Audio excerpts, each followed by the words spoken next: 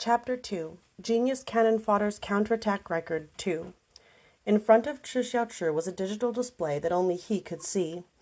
On the display was the original host's current body temperature, heart rate, blood pressure, surrounding temperature, and so on. Of particular interest was a conspicuous bar divided in two colors, red and blue. The blue bar represented the regret level, while the red bar represented the goodwill level, both with a maximum value of 100 points. The blue bar was currently stuck at 9 points, while the points of the red bar were steadily decreasing due to Xiao's line of, "Does it cost you?" Xiao sighed. Why is it that people don't like to hear the truth? The system wanted to roast him a little, but held back. Yang Baihua was disappointed, saying, "Little Cheng, how could you talk like that?"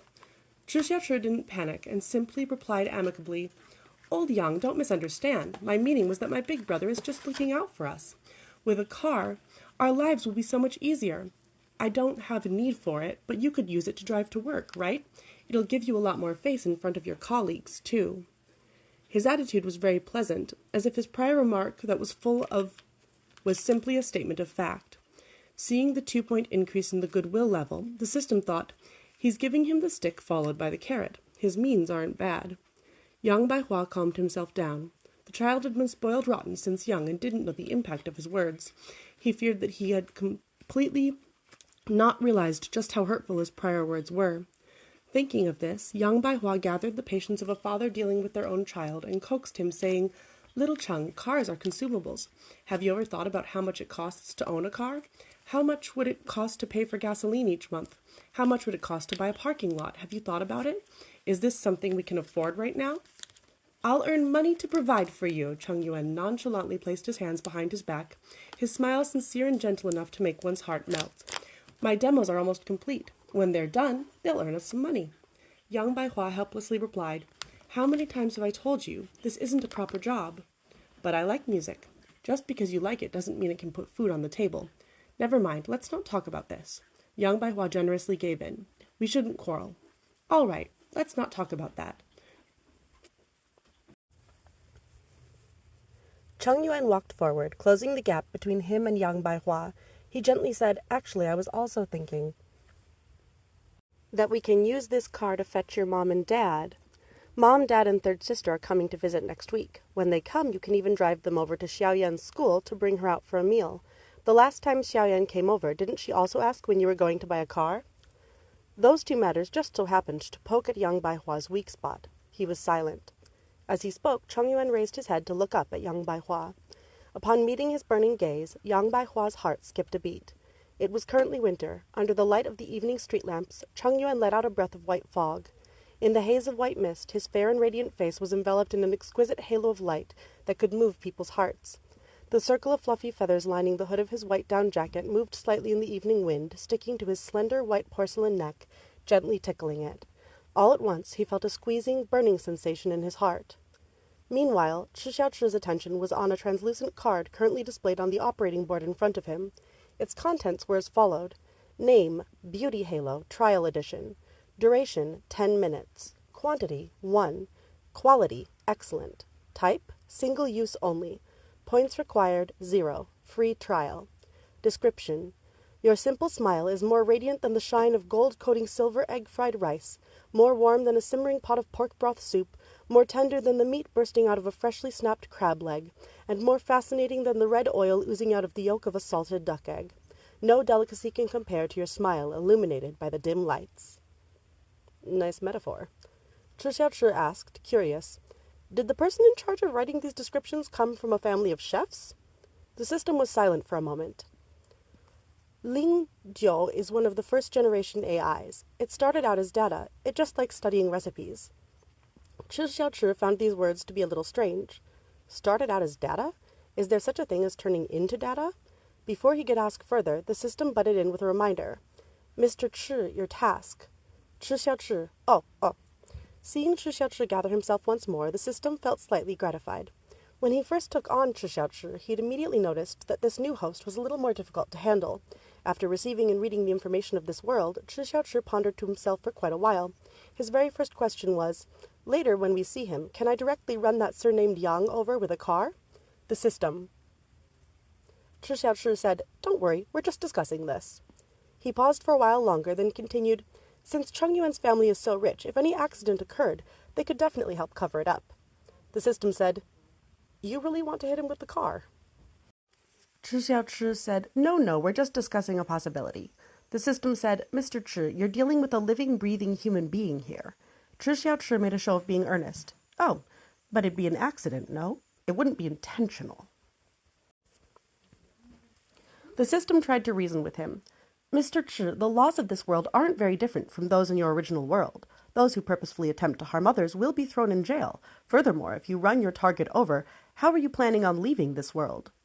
Leaving the task world depended on the regret level. Only when the regret level reached 100 points would the host be able to leave the current world and be sent to the next task world. The system brought up the regret level in order to dissuade Xiao from this immoral idea. Who knew that Xiao would seriously start to analyze it in a reasonable and justified manner? It's said that people regret the most in the moment before death. The system. Xiao continued.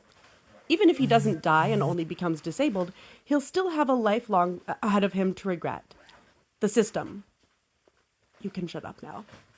Xiao understood the system's silence. He sighed. Fine, you, this little comrade, really don't have a sense of humor. However, the system could hear the clear disappointment in Xiao's voice. For this reason, the system could not rest assured, and even thoroughly looked over the information he had on Xiao once more. Right. Xiao definitely was an actor, not some convict with a criminal record. Even though he had enough black material to cover the heavens, bad-tempered, smoked in public places and led teens astray, uncultured and unashamed, on bad terms with his parents, and had dirty dealings with all kinds of old men, etc., his messy matters too numerous to count, most were just rumors, and it was hard to tell the truth from the lies. After simply filtering out the tabloids, the system thought, it should be fine. This host just has a somewhat independent, unconventional personality with some slight mental issues. With some kindness and gentle guidance, there shouldn't be any problems.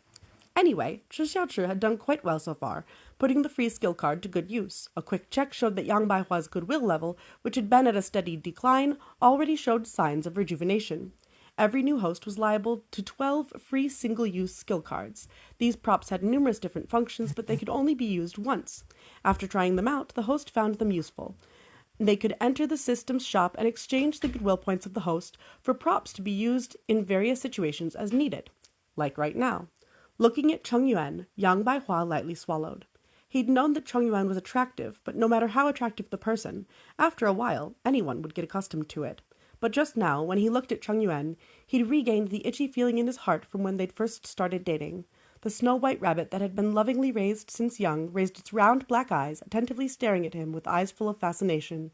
Such an outstanding person wholeheartedly relied on him and thought only of him. This was only right. Yang Baihua enjoyed this feeling of being back on track. Holding back a smile, he asked, "You still remember my cousins called Xiao? Cheng Yuan replied with no small amount of pride, "Of course I remember. If it has to do with you, I remember everything." In that moment, Yang Baihua felt the urge to kiss him.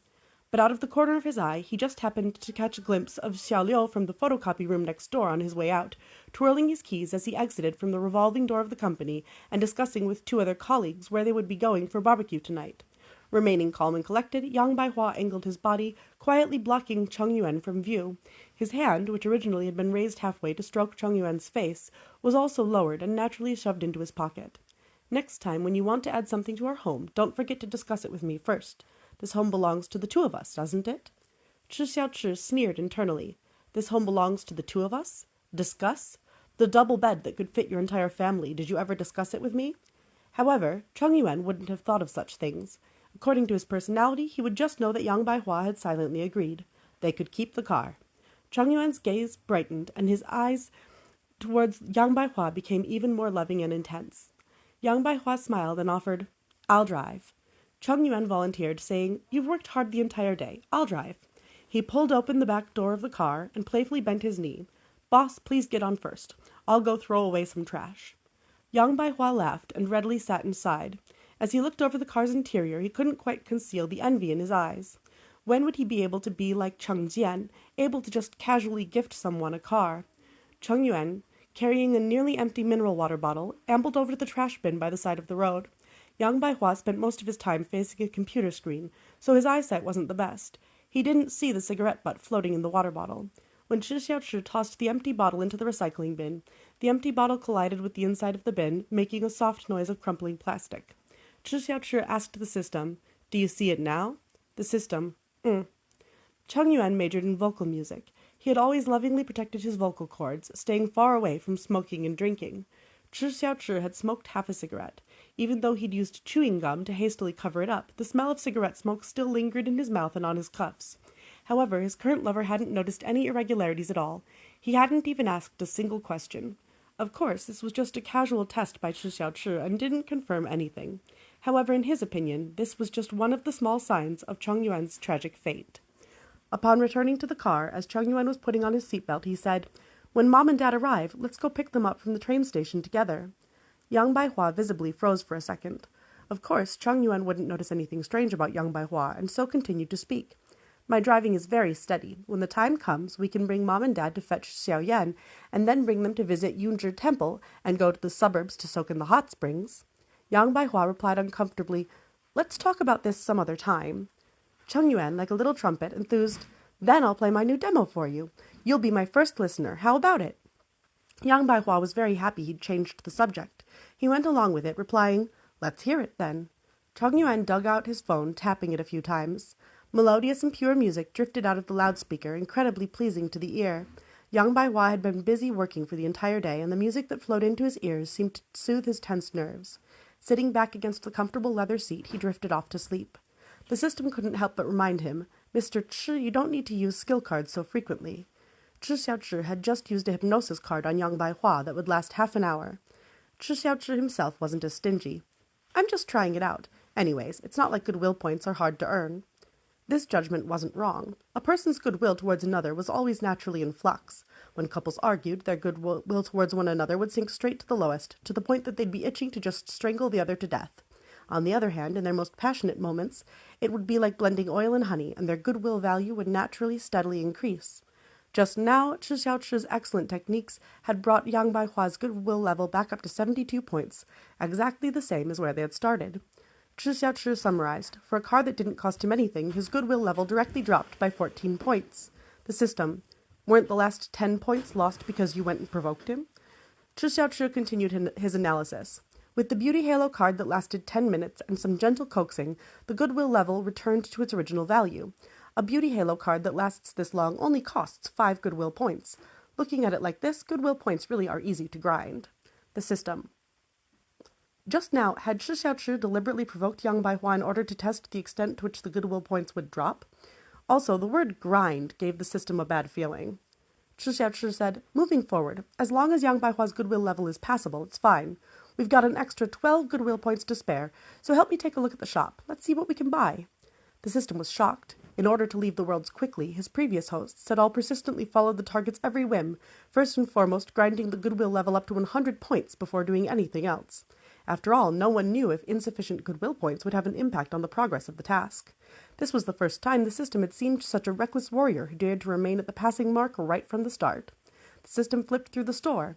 The things you can buy with 10 goodwill points would be a 30-minute-long beauty halo, a 5-minute-long karate black belt buff, a 1-hour-long painlessness buff, a 5-minute-long heartthrob halo. Xiao listened carefully as the system went over it once. Buy the first one. After a successful purchase, he asked, "Is there a longer-lasting heartthrob halo?" The system said, "There is. The longest lasts 1 hour and costs 40 goodwill points." Xiao muttered to himself, "Then I'll have to save up some more." From Xiao's tone, the system got the impression that to him, Yang Baihua was like a meat-producing pig. Today he'd chop off the front legs, the next day he'd chop off some pork belly. After he chopped some meat off, it'd grow back, and when it did, he'd chop it off again, in a cycle without an end. The slightly terrified system said, "The remaining 2 points can only buy a few small props and adult products." Xiao, "Oh." The system, "Mr. Chi, we are proper systems." Xiao didn't say anything, but he was evidently amused.